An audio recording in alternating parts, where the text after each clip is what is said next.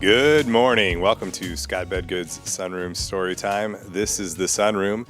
This is episode number 16. We are continuing my series on my jobs. I have a pretty interesting one today. Like I said, they get progressively weirder and progressively crazier. Today is a very fun one. We're going to be talking about my summer internship as a sports radio host and getting to cover Cowboys training camp and all of the fun stuff that went along with that. Also coupled with another job, which we'll talk about as well. But before we get into that, thank you guys for listening. Thank you for the comments. Last week I addressed a wild night I had in West Georgia. I addressed some online hate I received for my performance. And I even cut that up into a clip, shared some of that online. Did get some good support there, which I appreciate. It's hard to dismiss the criticism and accept the positive vibes because I want to say, oh, I can't listen to either one of those. But either way, I appreciate the support. Tonight, I have a show with Brian Bates at the Comedy Catch I'm hosting. Tomorrow night, I'm headlining in Mount Juliet, Tennessee at Billy Goat Coffee. Those are the first shows I'll be doing since that last one. And I'll be honest, I'm a little bit nervous. I'm excited to get on stage, get a laugh, feel good again.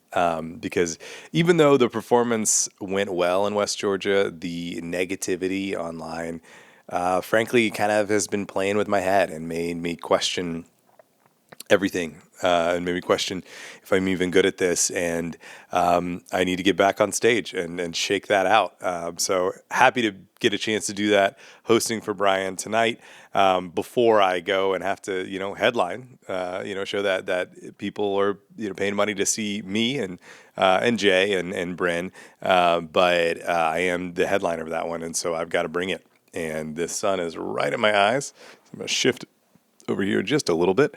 But I got to bring it. So I'm excited to get 10 minutes to host tonight for Brian. And then we'll, hopefully we'll be crushing it tomorrow night. So I'm excited about that. So that show is close to selling out at the Billy Goat Coffee. So if you are planning on coming and you're hearing this before, you should go get your tickets. They may already be gone.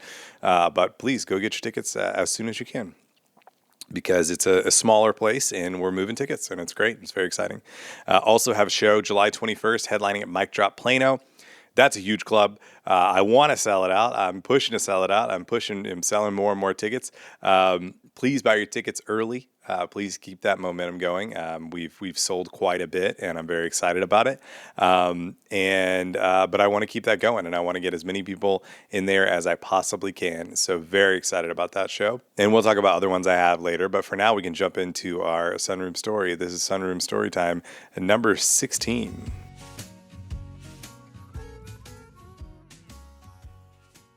So a recap from the last time we did the job series. My first ever job was when I was in high school. The first 3 years of high school, the summer after my first 3 years of high school, I worked at the local newspaper, the Tyler Morning Telegraph, as a sports clerk. I actually got to do some writing. And it was really, really fun. And then the final summer, they couldn't pay me anymore, and so I worked at the grocery store.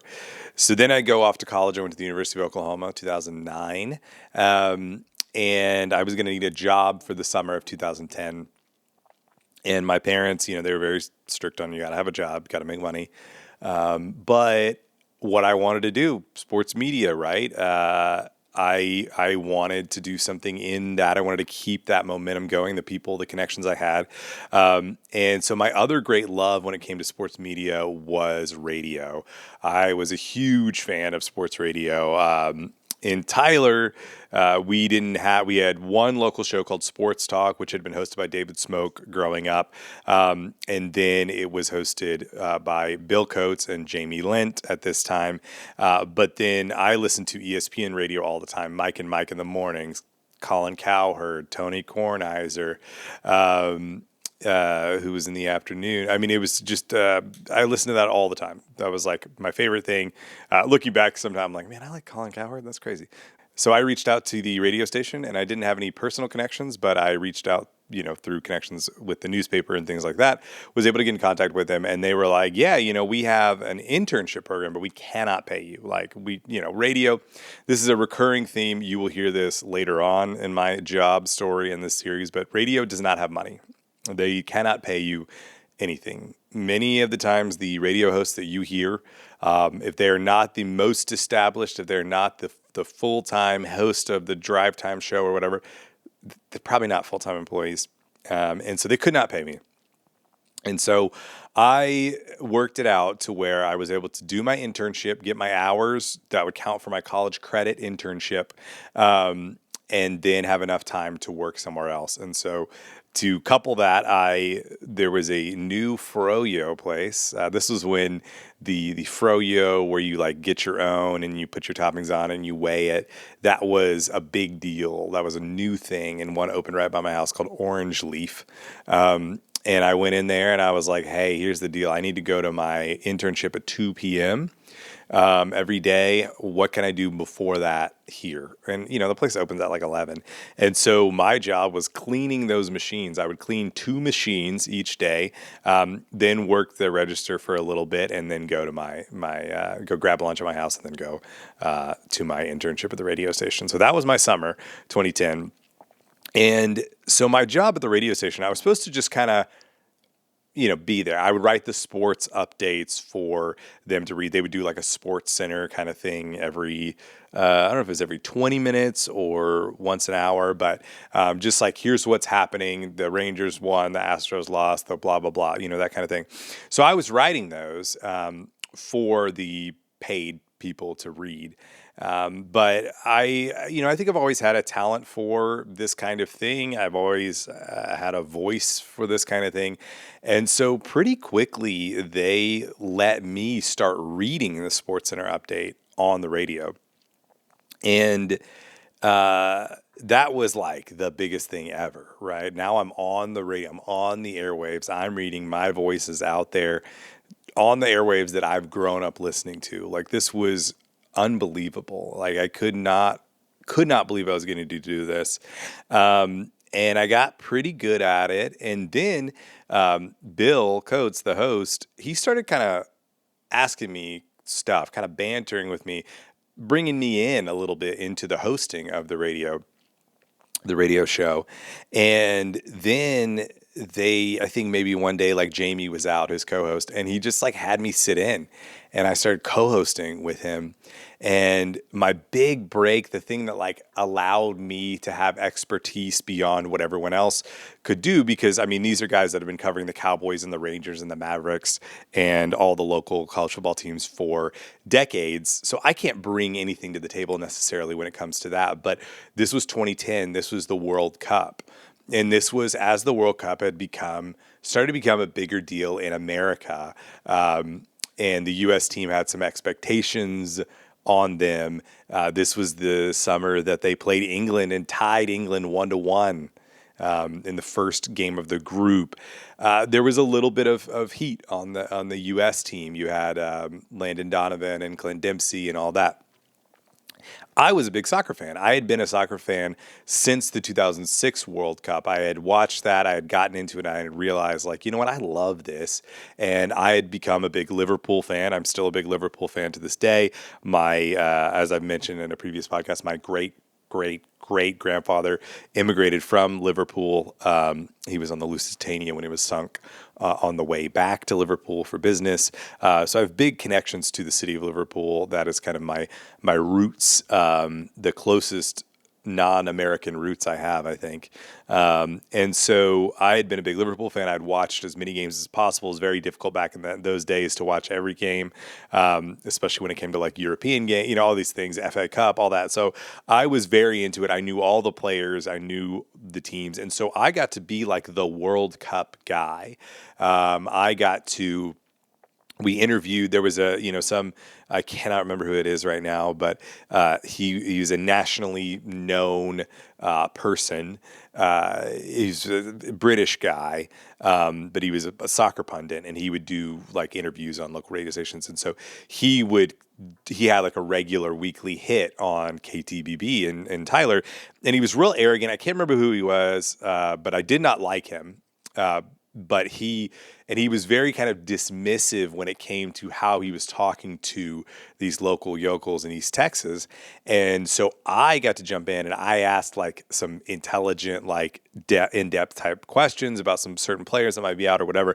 And I remember him being like, this guy actually knows what he's talking about. Like, it impressed him. And I liked that I impressed him because I did not like this person. So I liked that I had caught him off guard, and we had a real kind of intelligent soccer conversation. Maybe we lost half the audience in East Texas, but that was like my thing, that I was able to get more and more of my hooks into being a regular part of this radio show. And this was also 2010 when the Rangers were actually good for the first time in like 10 plus years. They would end up going on to the World Series this year. They had Vladimir Guerrero. They were Josh Hamilton, Michael Young, Elvis Andrews. This is an amazing team. It was so much fun. And we're starting to feel that momentum. So it was a very exciting summer. But the big thing that I was looking forward to that summer that I wanted to be part of, but I didn't know if I would be able to, is they always would go to Cowboys training camp in San Antonio at the Alamo Dome. And they would bring the radio show there, the two hosts and, producer and maybe one other person. And so I was like, I want to be part of this, but I don't know, radio stations do not have money. I mean, they just don't. And so they were like really wishy-washy, and it basically came down to like, if I could pay for my own hotel room, I could go for like 2 or 3 days. They were there for like a week, but so I was able to pay for my own hotel room with my Orange Leaf money, and I went down to Cowboys training camp. And this is like, for people who aren't Dallas Cowboys fans, this may not sound like a big deal. You're going to a Cowboys practice. Like, this is huge. People do go to this as fans. They go to watch the Cowboys practice. Again, this is in San Antonio. These days it's in Oxnard, California, because the weather's better. It's beautiful, all of that. But for a few years it was in San Antonio, and that's where it was at this time, which is good because I would not have been able to go to Oxnard, California, which I would love to do that, but I would not have been able to. And so it was unbelievable because I had a media pass. I was a member of the media. So all of these media people that I've like looked up to, they're all around. I remember Ben and Skin from this is a radio host in Dallas. They were like in the booth next to us, and I had heard of them. I knew they were big and, famous at the time, and they still are very, very popular. And I was able to walk around the field during practice. All these players, Tony Romo, Roy Williams, all these guys that were the people that I looked up to, right? That I didn't even kind of think of as real people almost. Now they're just around me. And I remember there was also like very quickly you start picking up like the cynicism. Like we went to the press conference. Wade Phillips was the coach of the Cowboys. We went to his press conference, and he was the most boring guy in the world. And so all the reporters, they would go put their recording devices up on the podium. Then they would just go sit in the back, and like some of them would fall asleep during the press conferences because he was so boring. And they just knew that like Tim Calishaw and a couple other people would ask all the questions, and then they would just sit there quietly. And so I'm like, whoa, I'm in the press conference, and immediately like, oh yeah, this isn't cool. This is boring, right, guys? But the big story of that year was Des Bryant, who had come out of Oklahoma State. He was a rookie, and he was a superstar in the making. He was a superstar in college. He'd gotten into some trouble in college, but the Cowboys took a chance on him. If you know the Cowboys' history, there's this whole story of Jerry not picking Randy Moss because he was afraid of his character issues. And then, obviously he goes on to become Randy Moss. And so Jerry doesn't want to make that mistake again. He picks Des Bryant despite some of these character issues. And Des shows up to training camp, and he's a rookie. He's supposed to be paying his dues. He's supposed to be listening to the veterans. And one of the things that rookies do is they carry the veterans' pads. And Des refused. Des was like, I'm not carrying your pads. And it's so funny because in 2026, I think probably that story is more about how veterans are mean and more about how we shouldn't have these hierarchies anymore and more about, I don't know, power imbalance or, whatever. But back then it was like, what a jerk. What a diva. Like, this guy needs to pay his dues. It doesn't matter how good he is, he needs to pay his dues. And so this was the big story. And I'm there. And every day I turn on SportsCenter, this is what they're talking about. The lead story of the day is Des Bryant not carrying Roy Williams pads or whatever. And so I'm in these press huddles with my recorder as they're asking Roy Williams these questions. I'm in there. I'm there gathering this information for my radio station. Then we're going back and we're talking to our audience about what's happening. And we got to interview some players. We got to interview Brad Sham, like the Cowboys play-by-play guy. We were in it. It was just like, as cool as it was working for the newspaper and getting to do, that kind of thing, and produce work that could be read by people in Tyler, Texas, which, about 100,000 people, like, East Texas, a little bit bigger area, but at the end of the day, like, it's very localized. But then this radio thing, being at the Cowboys training camp and seeing like the stuff that we're walking around involved in, that's national. That's worldwide. Like, this is SportsCenter. I watch SportsCenter every morning. And then this stuff, I'm right in there. I'm there. I was like, this is what I want to do with my life. I want to be in this.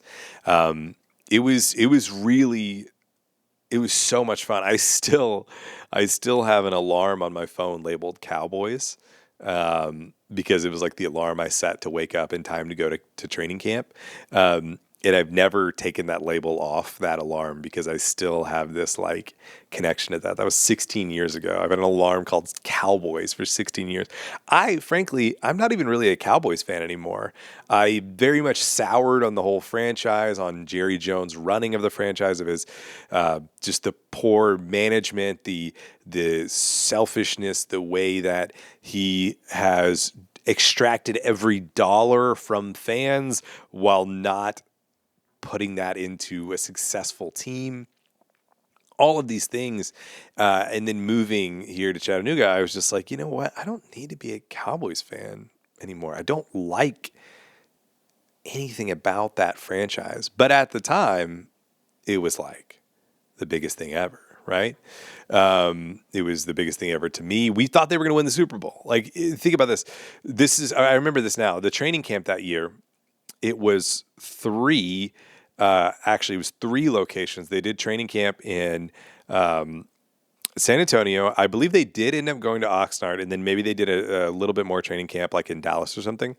And they were selling shirts that said 3 locations, 1 destination. 3 locations of training camp, 1 destination, because the Super Bowl, the 2011 Super Bowl, was in Cowboys Stadium. And so their shirts were saying, we're going to practice in 3 locations so that we can finish our season at the Super Bowl in Dallas. That was the belief, that we were watching a Super Bowl team, and it was awesome. And then they were not good. And I'm pretty sure that was the year Wade Phillips got fired. The Packers end up winning the Super Bowl in Cowboys Stadium during an ice storm, which that happened that week. There was an ice storm. That was crazy. But yeah, so that was my college internship job. And then the next time we do this, we're going to get into the job I had during my days in college, during my college semester. Best job I've ever had. Lots of fun stories from that. The last thing I can think of is when I was at Orange Leaf. My boss was a college soccer player. So we were into the World Cup. The World Cup games were on in the mornings. And so there was that famous game against Algeria. The U.S. needed to win to get out of their group. And I remember we had the TV on in the Orange Leaf. The store had not opened yet. And it was just me and her watching that epic Landon Donovan, that counterattack goal where Donovan scores it in the last second of the game, basically to win it. The go USA from Ian Dark. All that. We're like high fiving. That's a very core memory I have as a sports fan. You kind of remember where you were, who you were watching things with. That one I was watching with my boss at Orange Leaf. Shout out to Jamie. So yeah, I mean that was a really, really fun summer, and it made me think. Newspapers are kind of going downhill. I don't know if I'm going to be able to do like writing, but radio might be the way to go. Like, this was awesome. This was a really fun experience. And I have these resume tapes. I think I still have them. If I can find it quickly, I might throw a quick tape in here so you can hear it. Scott Bedgood, the Rangers and the Tigers coming up again tonight after that long night last night. Right. Tommy Hunter tries to go to 7-0. He's going to be facing Armando Galarraga, former Ranger, and the pitcher of that almost perfect game earlier the year. He got sent down to the minors for, I think, one game, and he's back to face the Rangers tonight to try to get it all turned around. And in Rangers bankruptcy news, the court-appointed official, William K. Snyder, testified Tuesday that the potential buyers probably wouldn't be able to secure financing by August 4th, so they say the auction should be delayed. So great news there. And also, Mark Cuban has officially been named as the undisclosed but prospective bidder. That just cleared up the media rumors that were already out there. And then I found out a few years later, I was interning at a TV station, and I told my boss there about, how I had been on the radio and stuff like that. She goes, "Yeah, and you were unpaid?" I said, "Yeah, I was an unpaid intern, and I got to co-host the whole summer." She goes, that's not legal. She's like, "You can't be on the air if you're not being paid." And I was like, "Well, I got a lot of benefit out of it, and I wasn't going to rock the boat. And so even if I knew that, I wouldn't have told anybody because it was amazing." So yeah, I guess you can call me I'm a pirate radio. I was a pirate radio host, doing it illegally.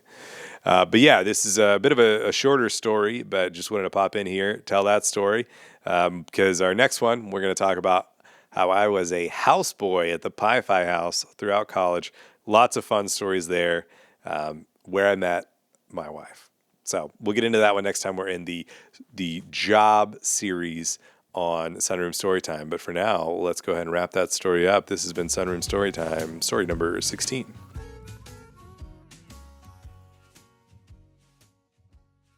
Okay, it's time for Wiki Wondering. This is the section where I go through my Wikipedia history over the last week, and we read about what I was reading about. And for the most part, I don't plan these. Sometimes I theme it to what we're talking about, but it comes from what I was reading on a Wikipedia page, and there doesn't need to be an explanation for why I was on whatever page, because I don't know what the explanation is. I just search my Wikipedia history and I go, "Oh yeah, I was reading about that. I guess I have to do this on Wiki Wondering." And it always comes from the question.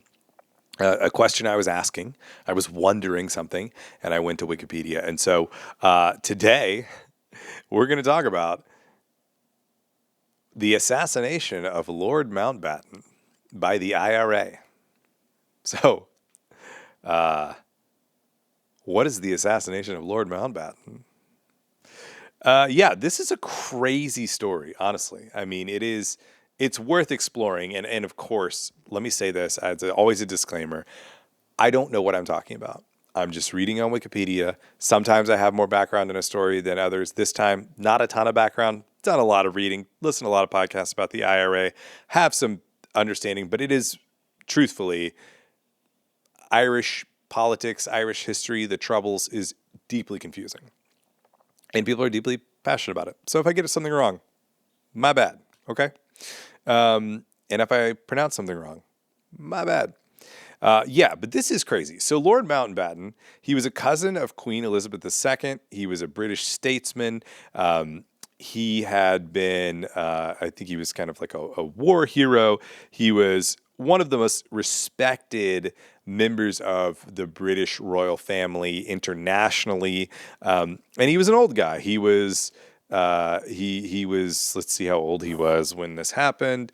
let's see, this happened in 1979. He was born in 1900, so he's 79 years old.